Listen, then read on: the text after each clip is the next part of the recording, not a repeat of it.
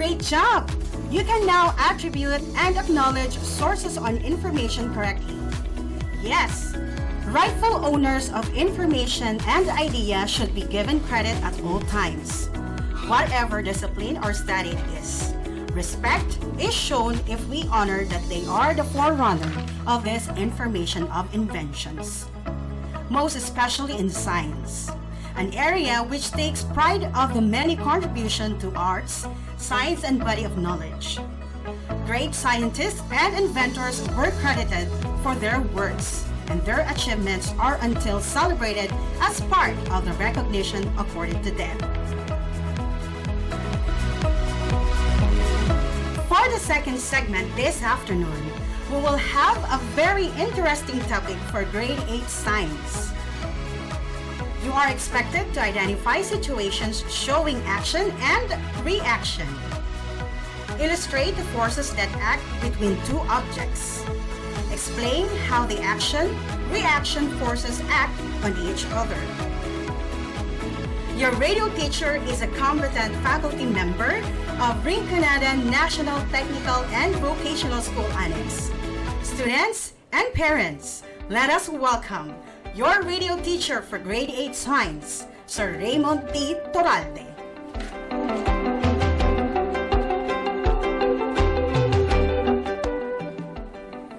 Good afternoon, grade 8 junior scientists. I am Raymond T. Toralde, your radio teacher in science. Now, we have so many things to explore with our topic.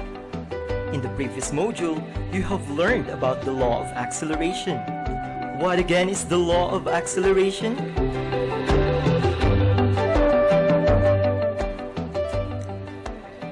Great! The acceleration of an object is directly proportional to the magnitude of the net force acting on it and is inversely proportional to its mass.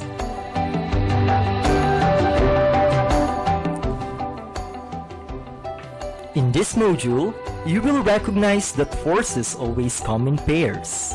Do you have any idea what is the law of motion that we are going to discuss?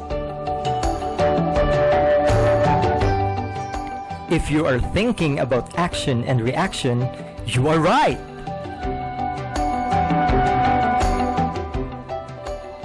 Today, I am overwhelmed to be with you as we learn together our lesson in law of interaction. Do you have your module now? Are you ready with your pen and paper?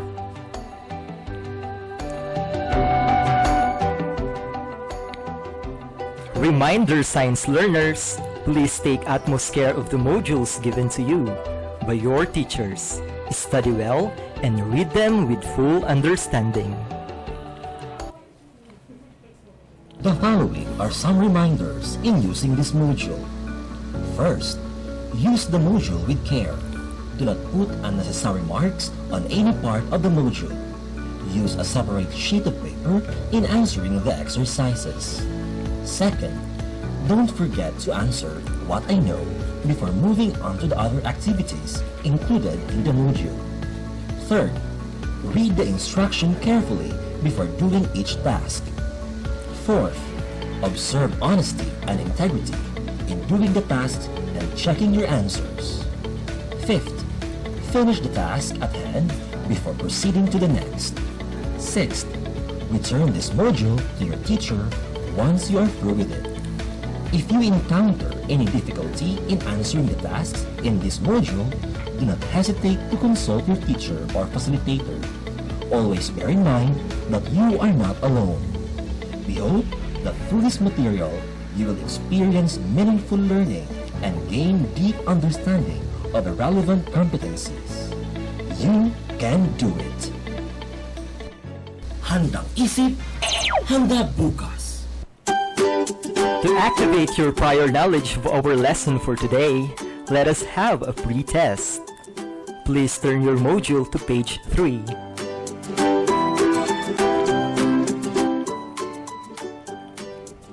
Together, we will read each item carefully. Then you will write the letter of the correct answer on your paper. Are you ready for it?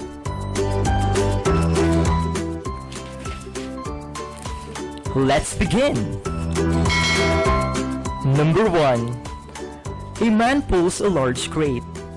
According to Newton's third law, or law of interaction, how much force does the large crate exert on the man?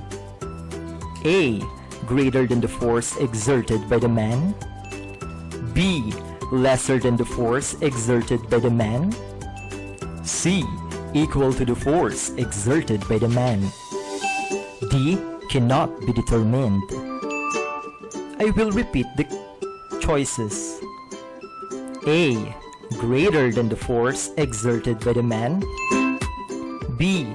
Lesser than the force exerted by the man. C.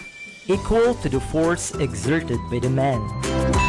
Or D. Cannot be determined.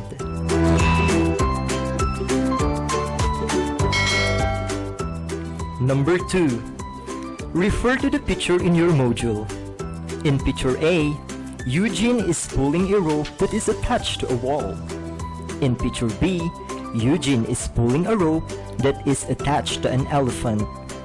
In each case, the force scale reads 500 Newton.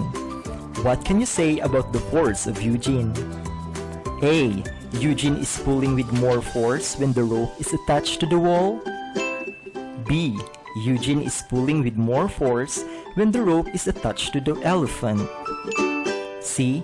Eugene exerted the same force in each case. D. Eugene does not exert force in each case. I will repeat the options. A. Eugene is pulling with more force when the rope is attached to the wall. B. Eugene is pulling with more force when the rope is attached to the elephant. C. Eugene exerted the same force in each case. Or D. Eugene does not exert force in each case. Number 3. A player hits the ball with a bat. The action force is the impact force of the bat on the ball. What is the reaction force? A. The force the hand exerts in holding the bat. B. The force of the ball exerts on the bat. C. Weight of the ball. D. Weight of the bat. I will repeat the option. A. The force the hand exerts in holding the bat. B. The force of the ball exerts on the bat. C. Weight of the ball. Or D. Weight of the bat. Number 4. Which of the following situations does not illustrate Newton's third law of motion? A. Rowing a boat. B. A girl pushing a chair. C. A book on the top of the table. Or D. When the trigger of the gun is pulled. I will repeat the options. A. Rowing a boat. B. A girl pushing a chair. C. A book on the top of the table. Or D. When the trigger of the gun is pulled. Number 5. Study figure A in your module. What law of motion explains this situation? A. Law of interaction, because for every action, there is an equal but opposite reaction. B. Law of acceleration, because the acceleration is directly proportional to the net force acting on the body and inversely proportional to its mass. C. Law of inertia, because bodies at rest will remain at rest and bodies in motion will continue moving at constant speed in straight path unless acted upon by a net force. Or D. Law of gravitation, because every particle in the universe attracts every other particle in the universe with a force that depends on the product of the two particles' masses divided by the square of the distance between them. I will repeat the options. A. Law of interaction, because for every action, there is an equal but opposite reaction. B. Law of acceleration, because the acceleration is directly proportional to the net force acting on the body and inversely proportional to its mass. C. Law of inertia, because bodies at rest will remain at rest and bodies in motion will remain in motion in a straight path unless acted upon by a net force. Or D. Law of gravitation, because every particle in the universe attracts every other particle in the universe with a force that depends on the product of two particles' masses divided by the square of the distance between them. Are you done with the task? Let us check your answers. Number 1. How much force does a large grate exert on the man? If your answer is letter C, equal to the force exerted by the man, you are amazing! Number 2. What can you say about the force of Eugene? The correct answer is letter C. Eugene exerted the same force in each case. Awesome! Number 3. What is the reaction force? It's letter B. The force of the ball exerts on the bat. Marvelous! Number 4. Which of the situations does not illustrate Newton's third law of motion? It's letter B. A girl pushing a chair. Terrific! Number 5. What law of motion explains the situation in figure A? It's letter A. Law of interaction, because for every action, there is an equal but opposite reaction. Superb! Did you get the answers correctly?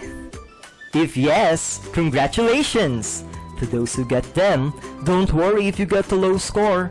This just means that there are more things that you can learn as we go on with our discussion on law of interaction.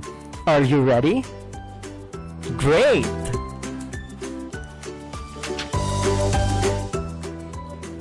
On page 5, you will find the learning activities section.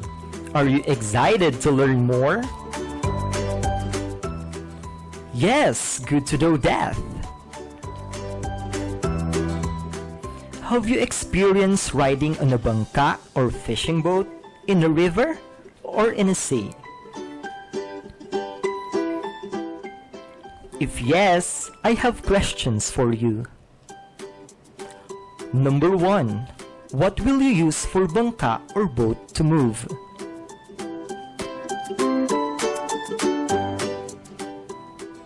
Number 2. What will you do to make the bangka move forward?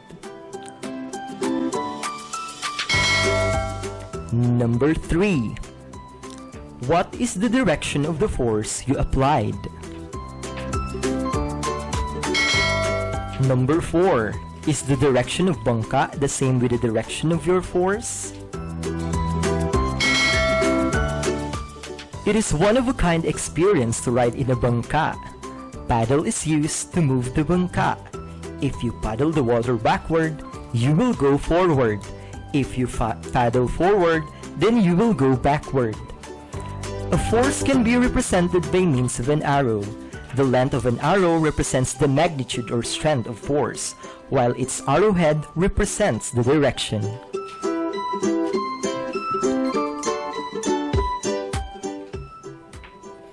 Alright! To improve your knowledge more, turn your module on page 6. Let us do an engaging activity.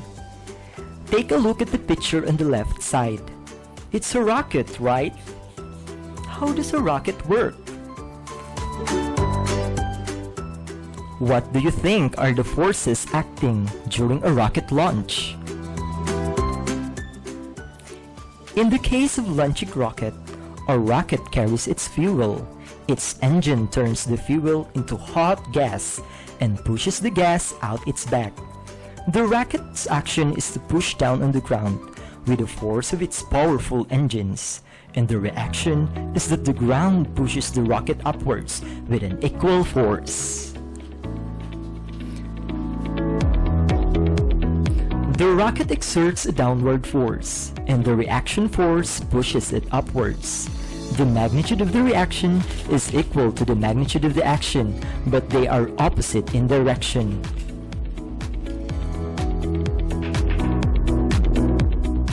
There you go! But we're not done yet! On page 7, under the forces come in pairs, let us explore more about law of interaction.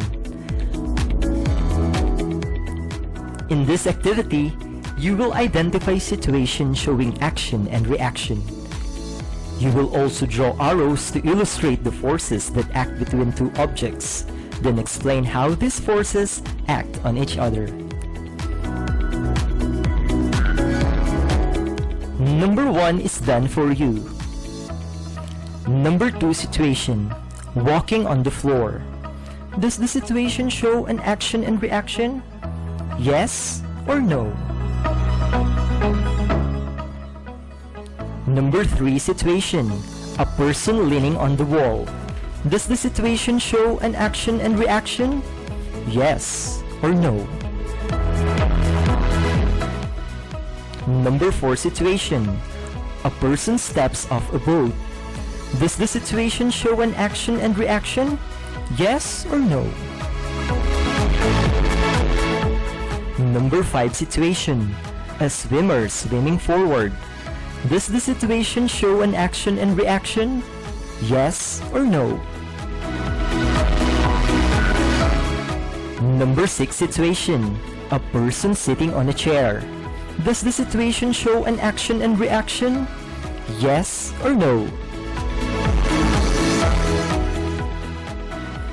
In the last column, you will draw an arrow to show the direction of the forces acting between objects if the situation shows an action and reaction.